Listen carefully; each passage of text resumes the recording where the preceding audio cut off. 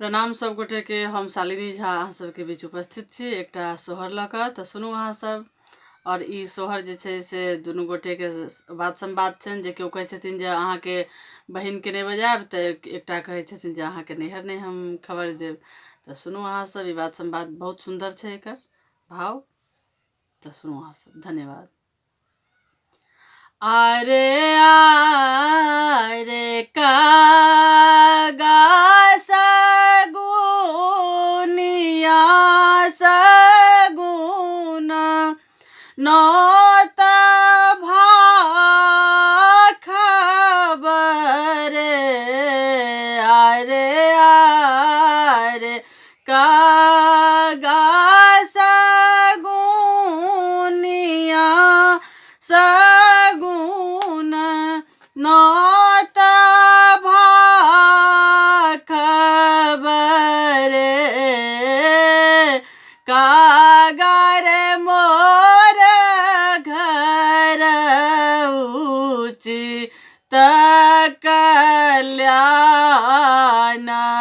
कहाँ कहाँ नौत बरे। कागर मोर घर उचित कल्याण कहाँ कहाँ नौत बरे। दरजे नौत बदिया दलोक रो समाज लोक रे। पिया है आहाँ के बहिन नहीं नौतब की भागिन कहाँ उतरे। पिया है आहाँ के बहिन नहीं नौतब की भागिन कहाँ उतरे। दरही नौत बदिया दलोक रो समाज लोक रे। धानी है एक नहीं नौतब बहाँ के नैहर की सार कहाँ उतरे। धानी है नहीं नौत बहाँ के नैहर की सार कहाँ उतरे। घर पछुअर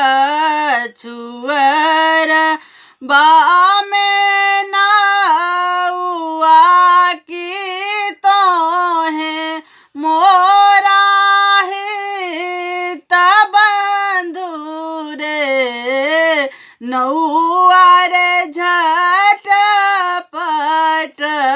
चिट्ठी तो है लह की खबर जना दे हरे।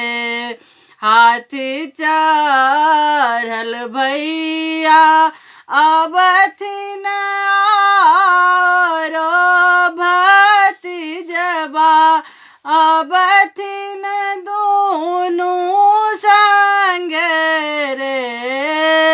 ललना रे स्वामी खसला देखी मोर झाई।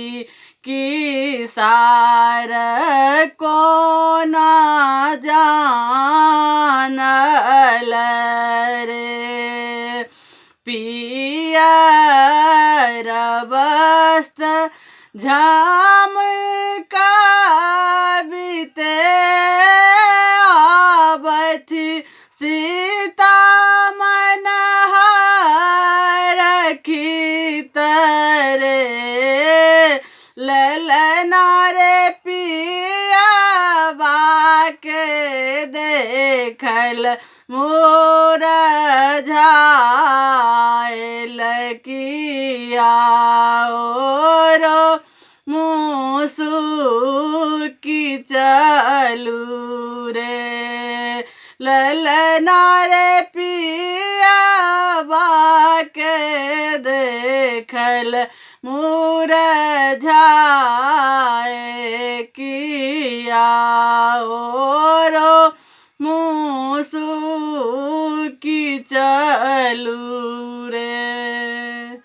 धन्यवाद। जय मिथिला, जय मैथिली।